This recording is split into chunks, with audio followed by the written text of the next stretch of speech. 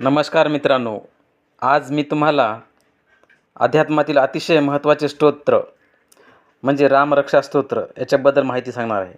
रामरक्षा स्तोत्राचे वैज्ञानिक महत्त्व हेच या ठिकाणी आज तुम्हाला मी सांगणार आहे.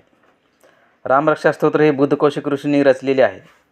रामरक्षा स्तोत्र पठणाने अद्भुत अशी कंपने तयार होतात व त्यामुळे शरीरावर अत्यंत चांगला प्रभाव पडतो, विशेषतः पोटावर म्हणजेच उदरावर.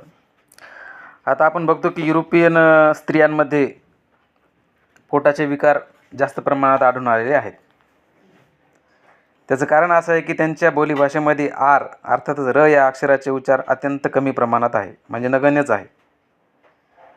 तर रच्या उच्चारानं काय होत असतं की संप्रेरकांचे स्त्रवण व्हायला लागते, ज्या संप्रेरकाचा थेट संबंध पोटाशी असतो. र या अक्षराच्या उच्चाराने नाळेमार्फत इपिनेफ्रिन नावाचे संप्रेरक बनते व या संप्रेरकाच्या मदतीने गर्भाची प्रतिकारशक्ती वाढवण्यास मदत होते. रामरक्षेमध्ये र या अक्षराचे सुंदर असे गुंफन केलेले आहे. र हे अक्षर उच्चारले गेले पाहिजे, परंतु वैज्ञानिकदृष्ट्या बघायचे झाले तर फक्त र र र र असे म्हणून त्याचा प्रभाव पडणार नाही. तर र या अक्षराच्या उच्चारानंतर त्याची कंपनी तयार होणे अतिशय गरजेचं आहे.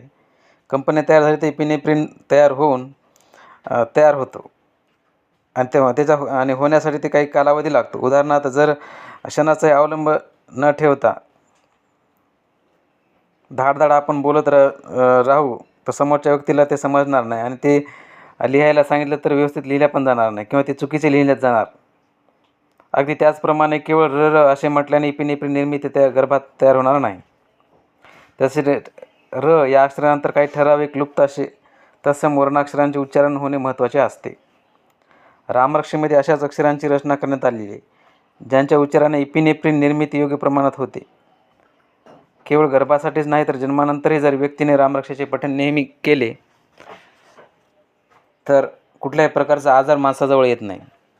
धन्यवाद. माहिती आवडली तर लाईक करा, सबस्क्राईब करा.